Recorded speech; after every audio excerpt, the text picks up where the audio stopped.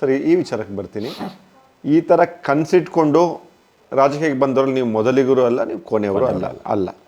But ನೀವು ಯಾವ ಥರ ಬೇರೆಯವ್ರ ಮೋಡಸ್ ಆಪರಾಂಡಿ ನೋಡಿದರೆ ನನಗನ್ಸುತ್ತೆ ಎಷ್ಟು ವೇಗವಾಗಿ ಆಮ್ ಆದ್ಮಿ ಪಾರ್ಟಿ ಬೆಳೀತು. ಇವತ್ತೇನಾಗಿದೆ ಬಿಟ್ಬಿಡಿ. ದ ವೇ ಕೇಜ್ರಿವಾಲ್ ಅವ್ರು ಯಾವ ಇಶ್ಯೂ ಟೇಕಪ್ ಮಾಡಿದ್ರು, ಅವ್ರು ಯಾವ ರೀತಿ ಬ್ರ್ಯಾಂಡ್ ಮಾಡಿಕೊಂಡ್ರು, ಅವ್ರು ಯಾವ ರೀತಿ ಎಲೆಕ್ಷನ್ ಫೇಸ್ ಮಾಡಿದ್ರು, ಅದು ಡೆಲ್ಲಿ ಆ ಮಾಡೆಲ್ ಅದೊಂದು.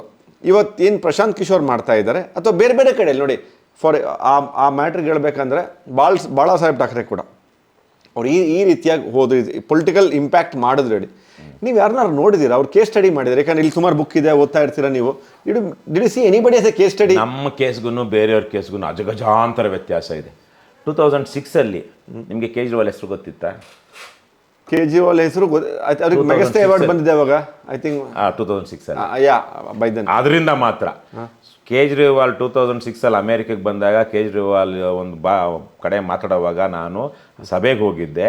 ಕೇಜ್ರಿವಾಲ್ ಬಗ್ಗೆ ವಿಕ್ರಾಂತ್ ಕರ್ನಾಟಕದಲ್ಲಿ ಆರ್ಟಿಕಲ್ ಬರೆದಿದ್ದೆ. ಏನು ಅಂತೇಳಿ? 2006 ಈ ಮನುಷ್ಯ ಈ ಥರಕ್ಕೆ ಬಂದಿದೆ, ಏನೇನೋ ಕೆಲಸ ಮಾಡ್ತಾ ಇದ್ದಾರೆ, ಮಾಜಿ IRS ಆಫೀಸರ್ ಅಂತೇಳಿ ಒಂದು. ನಿಮಗೆ ಆವಾಗಲೇ ಅವರಲ್ಲಿ ಪೊಲಿಟಿಕಲ್ ಆಂಬಿಷನ್ ಕಾಣಿಸಿತ್ತಾ? ಆಗೇನು ಕಾಣಿಸಿರ್ಲಿಲ್ಲ, ಒಬ್ಬ ಆಕ್ಟಿವಿಸ್ಟಾಗಿ ಕಾಣಿಸಿದ್ರು. ಸೊ 2013 ಕೇಜ್ರಿವಾಲ್ ಮುಖ್ಯಮಂತ್ರಿ ಆಗಿದ್ದು. ಎಸ್ ಅಲ್ವಾ?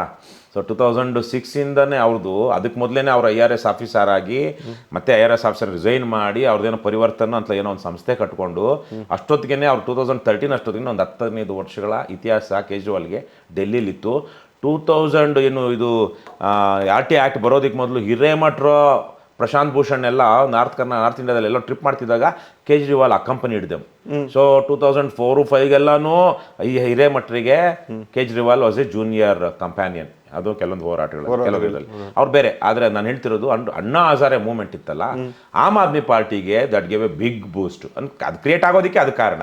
ಒಂದು ಮೂವ್ಮೆಂಟ್ ಅಲೆಯಲ್ಲಿ ಬಂದಿದ್ದು. ಈಗ ರವಿಕೃಷ್ಣಾರೆಡ್ಡಿಗಾಗಲಿ, KRS ಪಕ್ಷಕ್ಕಾಗಲಿ ಆ ಥರದ ಒಂದು ಅಲೆ ಆಗಲಿ, ಮೂವ್ಮೆಂಟ್ ಆಗಲಿ, ಆ ಥರ ಈಗ ನಮಗೇನೆ ನಾವು 100 ರೂಪಾಯಿ ಕೊಟ್ಟು ಸದಸ್ಯತೆ ತಗೊಳ್ರಪ್ಪ ಅಂತ ಹೇಳ್ತೀವಿ.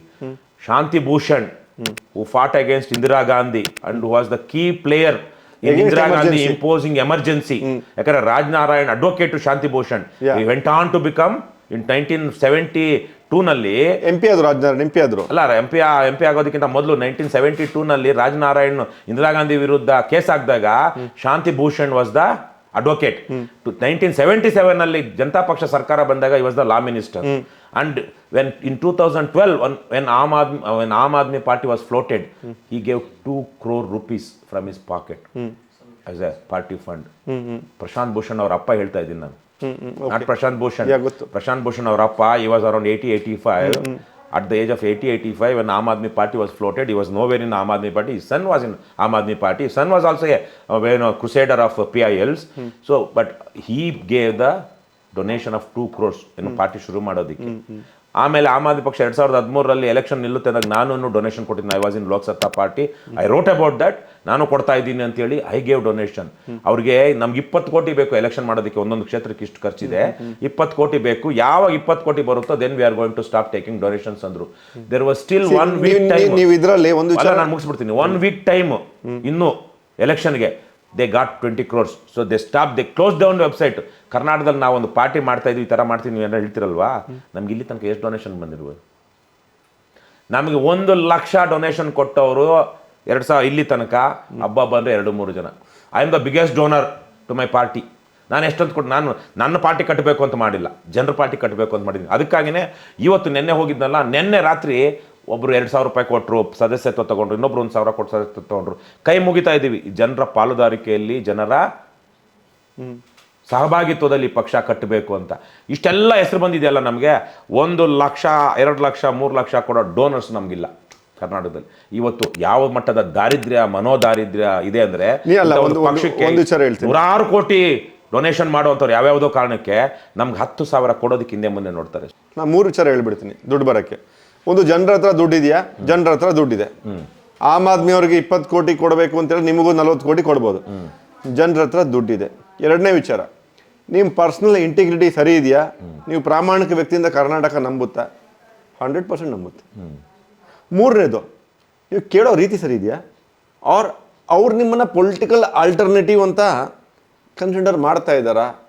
ಇದನ್ನು ನೋಡ್ಕೋಬೇಕು. ಯಾಕಂದರೆ ಆಮ್ ಆದ್ಮಿ ಅವ್ರನ್ನ 20 ಕೋಟಿ ಬಂದಂಗೆ ನಿಲ್ಲಿಸ್ಬಿಡ್ತೀವಿ ಅಂತ ಹೇಳಿರೋದು ಕೂಡ ಇನ್ ಎ ವೇ ಆಫ್ ಹೌದು, ಇಟ್ಸ್ ಅ ಗಿಮಿಕ್.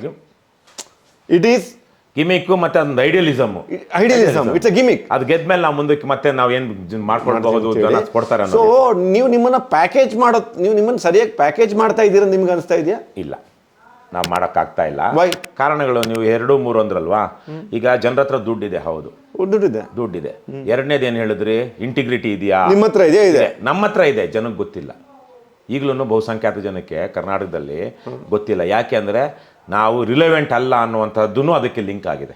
ಅಂದ್ರೆ ಇಂಟಿಗ್ರಿಟಿ ಇದೆ, ಒಳ್ಳೆ ಮನುಷ್ಯ ಗೆಲ್ಲಲ್ಲ, ಪಾಸಿಬಲಿ ಆಗಲ್ಲ, ಇವರೇನೆ ಹಾಕಲ್ಲ. ಯಾರು ಜನ ಕೊಡಬೇಕು ಅಂತಿದಾರೋ ಅವರೇ ಜಾತಿ ನೋಡ್ಕೊಂಡು, ಹಣ ನೋಡ್ಕೊಂಡು ಓಟ್ ಹಾಕ್ತಾರೆ. ನಮ್ಮಂಥವ್ರು ಓಟ್ ಹಾಕಲ್ಲ. ಆದ್ರೆ ಯಾವುದೋ ಒಂದು ಸದಾಶಯ ಇದೆ, ಆ ಸದಾಶಯ ಅವ್ರನ್ನ ಜ್ಞಾನ ಇದೆ, ಪ್ರಜ್ಞೆ ಇಲ್ಲ ಜನಕ್ಕೆ. ಏನು ಮಾಡಬೇಕು, ಏನು ಸರಿ ಅಂತ. ಈಗ ಸಿಗರೇಟ್ ಸೇದೋದ್ರಿಂದ ಕ್ಯಾನ್ಸರ್ ಬರುತ್ತೆ, ಅಥವಾ ಕುಡಿಯೋದ್ರಿಂದ ಇನ್ನೇನೋ ಕಾಯಿಲೆಗಳು ಬರುತ್ತೆ, ಚಟ ಆಗುತ್ತೆ ಅಂತೆಲ್ಲ ಗೊತ್ತಿದ್ರು ಎಷ್ಟು ಜನ ಸಿಗರೇಟ್ ನಿಲ್ಸಿದ್ದಾರೆ? ಎಷ್ಟು ಜನ ಮಾಡಬಾರ್ದನ್ನ ಮಾಡೋದು ನಿಲ್ಸಿದ್ದಾರೆ? ಏಡ್ಸ್ ಬರುತ್ತೆ ಅಂತ ಗೊತ್ತಿದ್ರು ಇಂಟೆನ್ಷನ್ ಇದೆ ವ್ಯಭಿಚಾರ ಮಾಡುವಂಥ ಜನಕ್ಕೆ.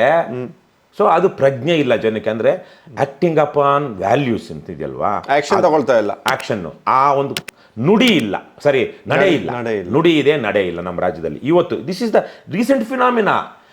ಇವ್ರು ಯಾರು ನನ್ನ ತರಕ್ಕೆ ಅಥವಾ ನಮಗಿಂತ ಸ್ವಲ್ಪ ದೊಡ್ಡ ಮಟ್ಟದಲ್ಲಿ ಇನ್ನೊಂದರಲ್ಲಿ ಸ್ವಾತಂತ್ರ್ಯ ಪೂರ್ವ ಸಂದರ್ಭದಲ್ಲಿ ಶಾಂತವೇರಿ ಗೋಪಾಲ್ ಗೌಡ್ರು ಒಂದು ಓಟು, ನನಗೊಂದು ಆದರ್ಶವಾಗಿ ನಾನು ಅದನ್ನು 20 ವರ್ಷ ಹೇಳ್ತಾ ಇದ್ದೀನಿ, ಒಂದು ಓಟು ಒಂದು ನೋಟು, ಒಂದು ಓಟು ಒಂದು ನೋಟು ಅಂತ.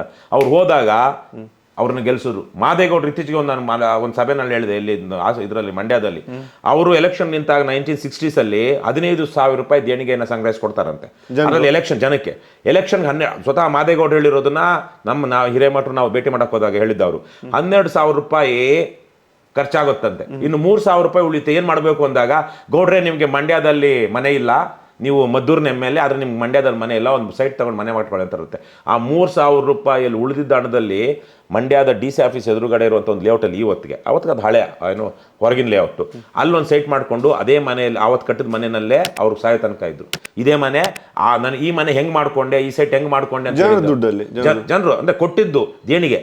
ಸೊ ಆವತ್ತು ಜನ ಹಂಗೆ ಕೊಡ್ತಾ ಇದ್ರು. ಇವತ್ತು ನಾವೇ ನೋಡಿದಾಗೆ ಜನಕ್ಕೆ ನೀವು ದೇಣಿಗೆ ಕೊಡ್ಬೇಕಾದ್ರೆ ಇವನೆಂತ ರಾಜಕಾರಣಿನಯ್ಯ, ಇವನೆಂತ ರಾಜಕೀಯ ಪಕ್ಷವಯ್ಯ, ಅವನು ಕೊಡಬೇಕು, ನಮ್ಮ ಹತ್ರ ದುಡ್ಡು ಕೇಳ್ತಾನಲ್ಲ ಭಿಕ್ಷುಕ್ ನನ್ನ ಮಗ ಅಂತಾರೆ ಎಷ್ಟೋ ಜನ. ನಿಜವಾಗ್ಲು ಸರ್ ನಿಮ್ ಜನ ಹೇಳಲ್ವಾ, ದುಡ್ಡು ಇಲ್ಲ, ಎಣ್ಣೆನೂ ಓಡಿಸಲ್ಲ, ಬಂದ್ಬಿಟ್ಟ ಓಟ್ ಕೇಳಕ್ಕೆ ಅಂತೇಳಿ? ಅದು ಗೊತ್ತಿಲ್ಲದೆ ಇರೋ, ನಮ್ಮ ಪಕ್ಷದ ಬಗ್ಗೆ ಏನೇನು ಗೊತ್ತಿಲ್ಲದೆ ಇರೋ ಅಂತವ್ರು ಎಷ್ಟೋ ಸಲ ಬಂದು, ಸರ್ ಏನಾರು ಕೊಡ್ಸಿ ಸರ್, ಊಟ ಕೊಡ್ಸಿ ಸರ್ ಅಂತ ಕೇಳಿದ್ದಾರೆ. ಅದು ಗೊತ್ತಿಲ್ಲದೆ ಇರೋರು, ಗೊತ್ತಿಲ್ಲದೆ ಇರೋರು.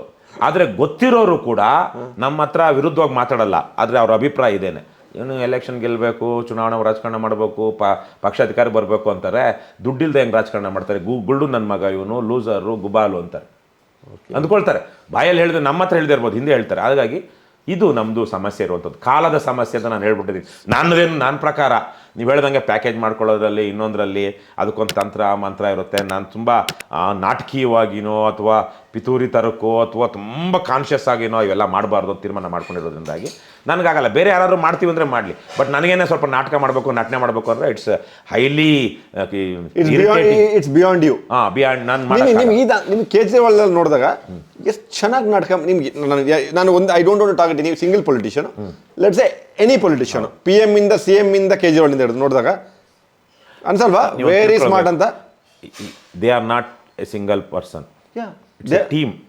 It's a team that is behind them, that is making all these things. ನಮಗೆ ಆ ಥರಕ್ಕೆ ನೋಡಿದಾಗ ನಮ್ಮ ಪಕ್ಷದಲ್ಲಿ ಇರುವಂಥವರೆಲ್ಲ ತುಂಬ ಸಾಮಾನ್ಯ ಹಿನ್ನೆಲೆಯಿಂದ ಬಂದಿರುವಂಥವ್ರು. ಬಹಳ ಜನ ಬುದ್ಧಿವಂತರು, ಇಂಟೆಲೆಕ್ಚುಯಲ್ಸ್ ಅಂತಾಗಲಿ ಅಥವಾ ತುಂಬ ಏನು ದುಡ್ಡಿರೋರು ಅಂತಾಗಲಿ ಅಲ್ಲ. So they don't know the soft skills. Aam Aadmi ಪಾರ್ಟಿಲಿ ಇತ್ತು ಅದು.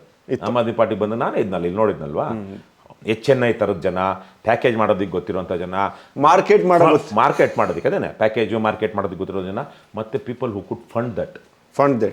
ಬೇಕಾದ್ರೆ ಟೆಕ್ನಾಲಜಿ ಒಳ್ಳೆ ಸ್ಕಿಲ್ಸ್ ಬೇಕು ಅಂದರೆ is expensive. He or she they don't come cheap, so they are expensive.